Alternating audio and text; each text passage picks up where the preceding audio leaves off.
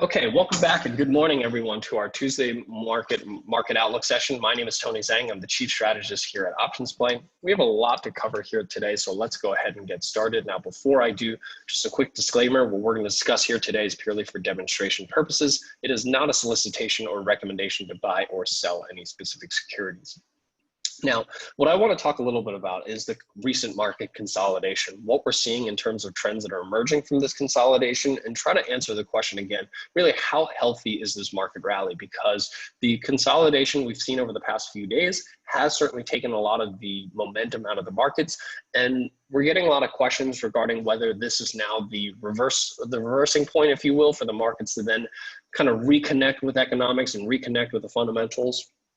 So we're going to revisit kind of how healthy this rally. I want to talk a little bit about the trend that we're currently seeing emerging from the FAANG stocks and the concentration we're seeing in that and what concerns we have out of that.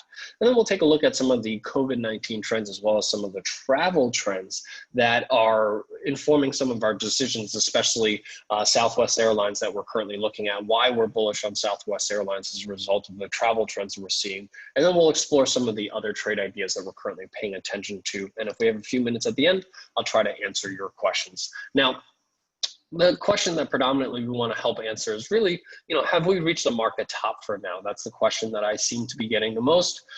So let's try to go ahead and see if we can answer that. My name is Tony Zhang. I'm the Chief Strategist here at OptionsPlay.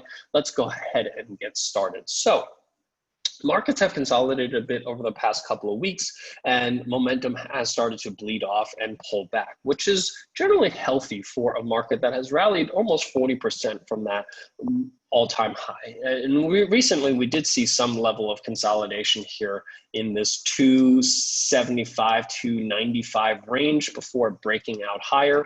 And now we've had a bit of a consolidation period again in this particular range. And the question is whether or not this is going to continue rallying. Now, we do have this 323 level, which is a resistance level that we have to get back above in order for this market to become bullish again. Until that happens, we're really more of in a neutral view, especially when you have this 318 gap to fill that it needs to get back above, and 323. So you'll have a bit of resistance to the upper end.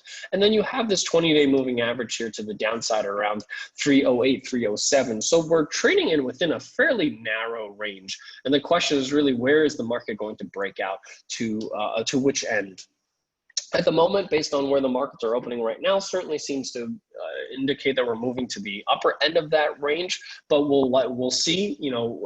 Friday at around noon, when Apple announced that they were closing down stores in 4 states, that caused a bit of a sell-off here in the market. Considering that it was a relatively small announcement, 4 states, 11 stores, not a big ding to Apple's revenue, but markets obviously took that took that fairly strongly in terms of concerns that maybe the states may shut down again, maybe other stores may shut down. So the markets reacted fairly heavily to that. So we also want to take a look at some of the COVID-19 trends and see if this is truly a risk that we should be paying attention to.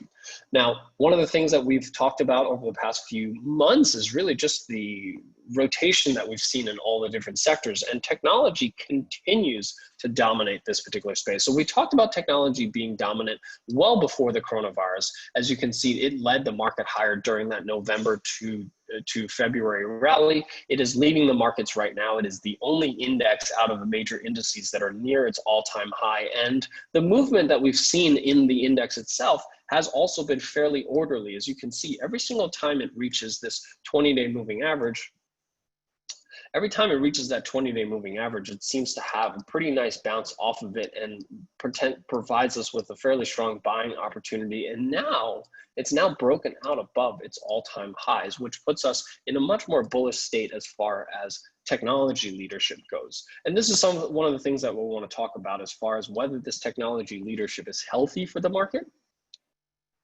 But one thing I want to point out here is that we've been talking about how the health of the rally really stems from the fact that we've seen every participant, every segment of the market participate on this particular rally, especially small, equal weight indices. Now, this is the segment of the market that has started to lag over the past few trading sessions, because as the markets continue to try to get back on their feet and get back from this momentum perspective, equal weight indices have not participated and have looked substantially weaker than the market cap weights. So this is something that we want to pay attention to, because otherwise the market has been, this rally has been really healthy. We've seen equal weight participate, we've seen small cap participate, we've seen very healthy sector rotation across all the different sectors, and we still continue to see that. But equal weight is starting to pull back a little, and partially it's because of this technology leadership that we're seeing. So we want to investigate this and see if this is going to be a problem for this particular rally. Small caps, on the other hand, still leading this market. Small caps up almost 2% here today, while the S&P is up a little over 1%. So small caps still continuing to join in on this rally, which is, again, healthier for this market rally. And this is why we are still confident in our views that these are buy the dip opportunities rather than potentially a market top. But as we said, we do need the market to break above those few resistance levels to confirm that this is not a market top, that this can continue moving higher. But overall, for the most part, this market rally remains healthy. There is just that trend that is starting to emerge, that the equal weight index is starting to lag behind. One thing that I did want to point out here is we've been talking about gold for a couple of weeks. I think I mentioned this both on Tuesday and Friday, but the dollar has taken a bit of a hit over the past couple of days, and that has caused gold to rally. And it's now broken out above this 164 range that I've been talking about for quite a few weeks now. And what we see is a potential move here for gold to now move higher. It's been stuck in this range for quite some time, between this 158 and 164. This is the range that I mentioned on Friday. We're trading just above that 20-day moving average I was looking at from some support here. So the fact that we now broke above 165, this is the data that we need to potentially see more gains to the upside here for gold, maybe closer back up to that 180 level here on GLD. And if we just have to go back a little further here to look at the all-time highs here for GLD, as you can see, that all-time high here, you have some major resistance around 174, and then you have that peak up here around 185. So the next targets here on gold are really that 175, potentially even 180 or 185 extended to the upside. Those are some of the gains that we're currently paying attention to here for gold. Crude also at a pretty pivotal point here. Unlike gold, crude has not quite broken out yet. You have this huge gap that it has to fill around this 41.50. It's just at that level. And the question here is whether it's going to break out higher here and reach closer to that $50 level that we saw back in January and February, or if it's going to fail and break back lower. So we're at a pretty pivotal moment here in crude, and that's going to help us determine our views here for energy. Energy has been moving a lot. For those of you that have been trading energy, you have likely seen some pretty big gains or losses depending on which side of the market that you've been on. But if crude breaks back above 50, we could see some significant gains here. We've talked about Chevron last week out of the energy names. If we do manage to break out above 41.50, Chevron, Phillips 66, those are some of the stronger names here in the energy sector that we're paying attention to. Now, volatility is also coming back down, but it still remains fairly elevated, which informs our decisions as far as what strategies we want to trade for all of the ideas that we're going to discuss here today. VIX back below its 20-day moving average. As we've talked about in the past, every time it's gotten up to that 20-day moving average, it's been an opportunity to sell volatility. So the break below 20-day moving average today is another opportunity for us to continue to sell volatility. So some of the names that we're going to talk about, especially if you look at the Southwest Airlines names that we talk, Southwest Airlines idea that we put out today, that's another option selling opportunity because volatility remains high. The upside that we currently see in the market is fairly limited, which is why it's not a good opportunity to buy calls. Calls are not only expensive, and we don't see a significant move to the upside at the moment, at least not until the S&P breaks above those levels. So at the moment, the best strategy from a volatility perspective, the edge that you get is from selling put credit spreads on names that you think are going to move mildly higher. And that's exactly what we see here with Southwest Airlines. So one of the things I want to point out is over the past couple of weeks, we've been talking about this resurgence or an uptick in terms of COVID-19 cases. And this is true not only in terms of number of cases, which corresponds to doing more testing. So more cases due to more testing makes sense, but we have seen also an uptick in terms of number of deaths. So that means that it's not just purely due to more testing. We actually have seen an uptick in terms of COVID-19 cases and deaths. And that is always concerning. And I think that's part of why the market sold off fairly heavily on Friday at noon when Apple announced that they were going to close down stores in 4 states. But one thing I do want to point out is that there's a difference between what we call a second wave, which is something that, we've seen a lot in the news. We've seen a lot of references to a second wave. But one of the things I want to point out is that the worst countries at the moment, if you look at Mexico, if you look at Brazil, India, and some of the South American countries, I don't think it's fair to call these countries a second wave, because these are countries that really didn't experience a first wave to begin with. They were really just lagging behind the rest of the world by a couple of months. So at this point, I think part of the reasons why the markets hasn't reacted very strongly to this resurgence, if you will, in COVID-19 cases is really because most of the new cases are coming out of places where they didn't really have a first wave to begin with. So we believe that these places are going to flatten the curve just like everyone else in the rest of the world has, especially as most of these countries have predominantly gone into some form of lockdown with the exception of maybe Brazil. So at the moment, we really see that this is not a second wave. Now, if there is a second wave, and that's still a very big possibility, it's likely going to be closer to September and October for some of the developed countries.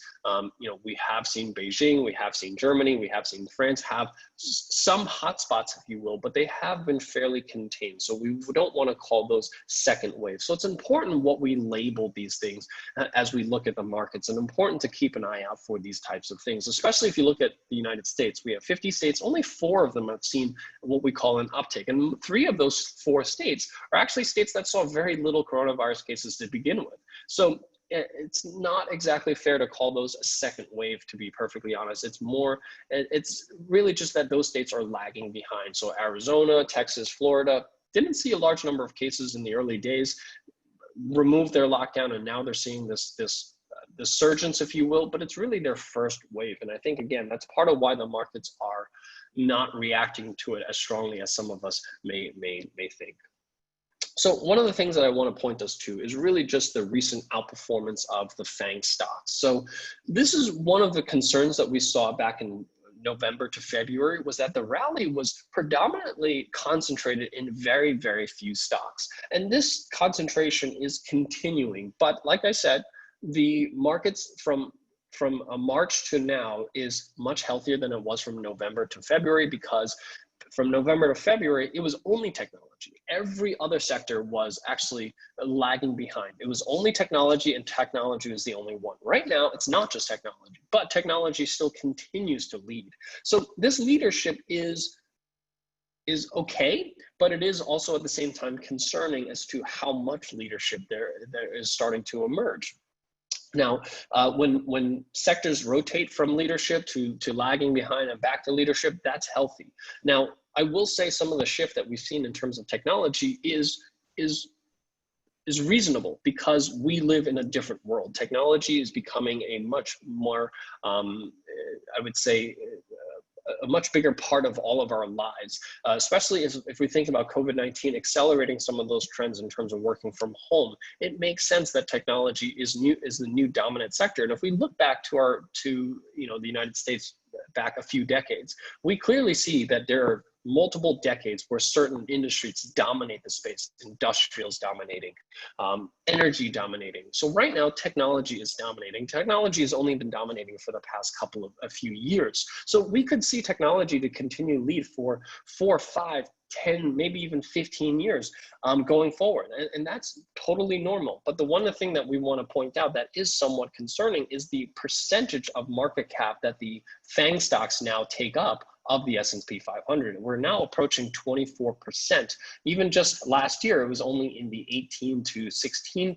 So What this leadership is in itself is not a problem for the market, but what it does provide is these potential violent sell-offs from very few concentration. When you have such strong concentration, what you tend to see is more violent pullbacks. So when things, when a few stocks have these bad days, we start to see these really massive pullbacks. So those are some of the concerns that we currently see in the market, but this chart in itself is not a reason to go long or short anything. This is really just information to understand what we're currently seeing in the markets and what risk that brings to the markets as a result of that. This in itself does not provide in itself any ideas per se.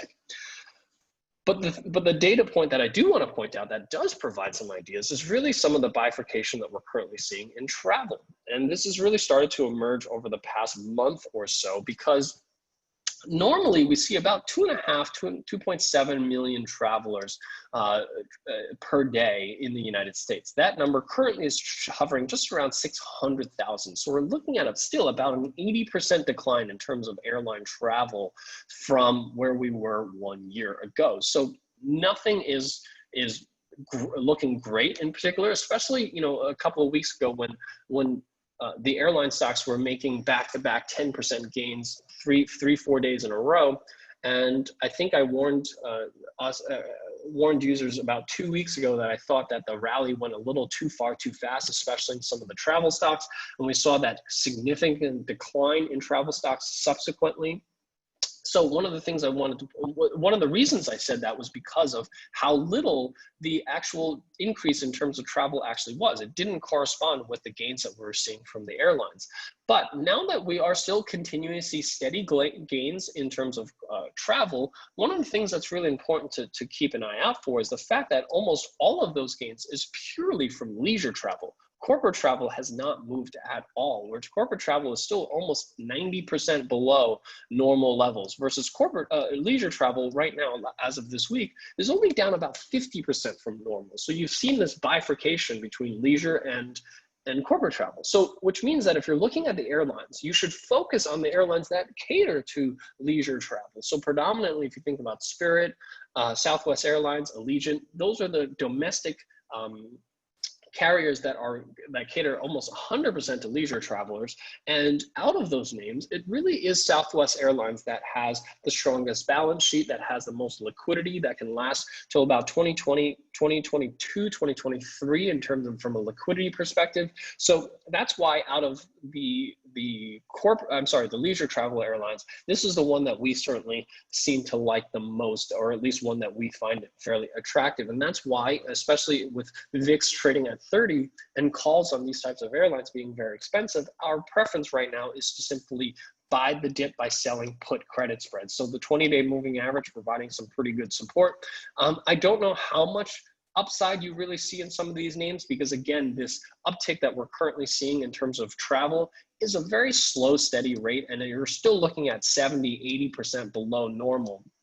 That's not going to get back anytime soon. This is likely going to extend out to 2022, 2023 before these start to look normal again. So we don't necessarily see this as a catalyst that's going to push these airlines significantly higher, but it's certainly one that we are looking at this to be perhaps a bit of a bottoming formation here. So if we're looking at this as kind of almost like an inverted head and shoulders, we certainly might target 42 to the upside, but as far as how long it would take to get up there, this could be a long, slow grind up there. So we're not buying call options. We're better off selling puts in this particular case.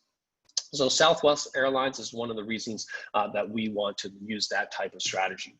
American Express, this is the bifurcation we see, right? So you have Southwest Airlines on one side of the spectrum that's doing, that is recovering fairly well from travel, versus American Express, which is predominantly catering to corporate travel, is likely going to lag behind in the travel space. So for those of you that are looking at Visa, MasterCard, American Express, I think you're going to see American Express lag behind those payment processors because of their exposure to corporate travel. And we've seen that corporate travel, it's not coming back at the moment. We certainly don't think that that's going to come back in 2020, more likely 2021, 2022 before corporate travel really starts to pick up again. So we think that American Express is going to be one of the stocks that's going to lag behind the market rally that we're going to see. Now, when we look at the technology leadership that we just talked about, the transition from sectors from the market into technology leadership, we really see Microsoft as one of the leaders in this particular space. And the recent break above 196 will continue to move this stock higher. It broke out above 200.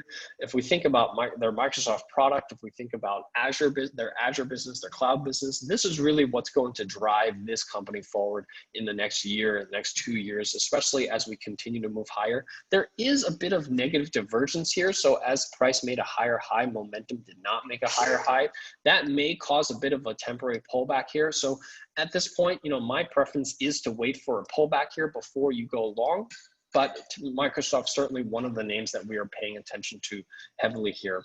Walt Disney, for those of you that have been paying attention to the streaming stocks, you'll see that Netflix made a new all-time high yesterday. So Netflix, this is really another trend that we're currently seeing post-COVID-19 is the fact that the way that we're going to consume perhaps movies and digital content going forward is shifting.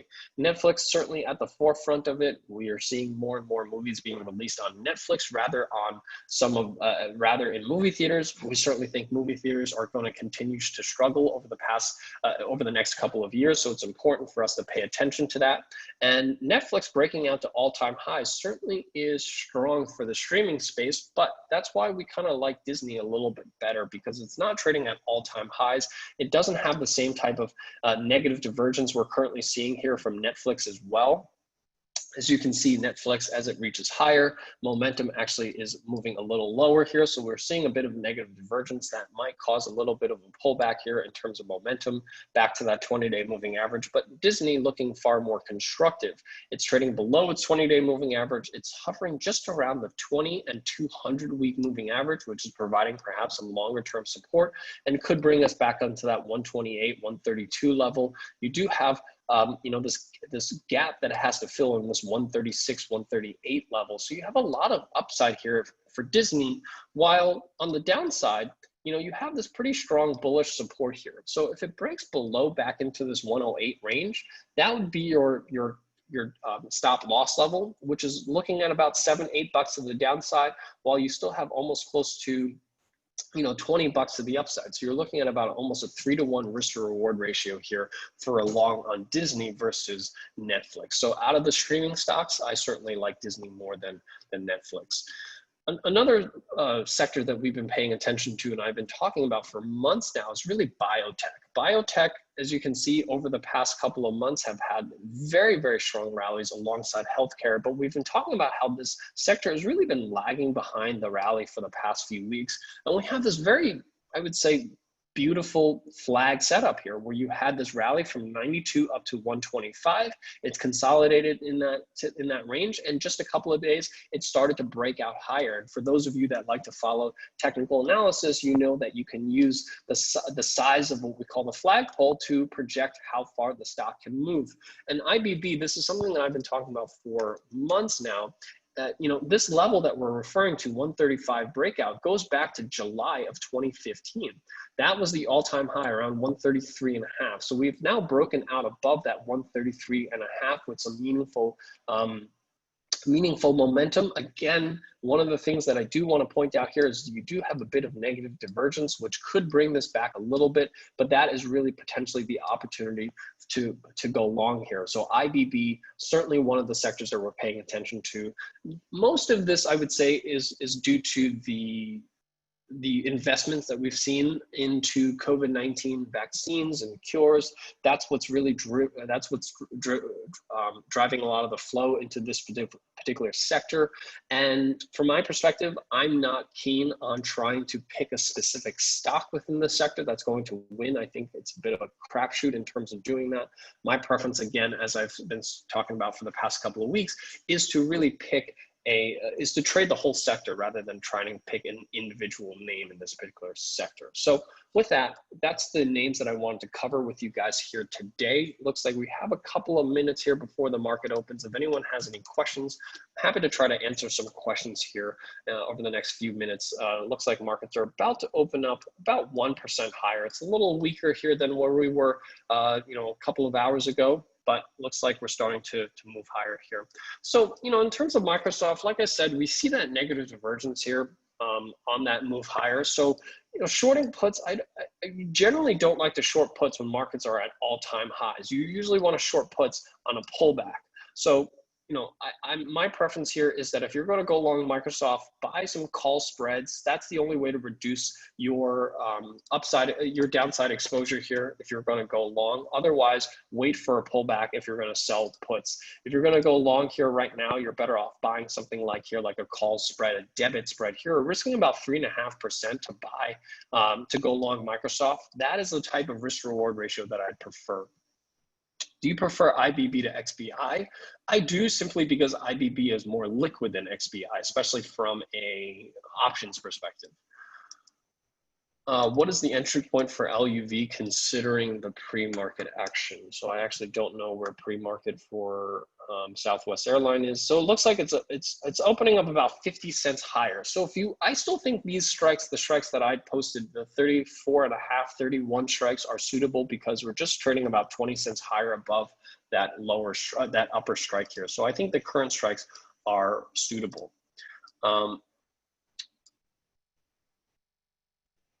Would you put on an NKLA debit call spread or credit spread? So I know nothing about NKLA, unfortunately. But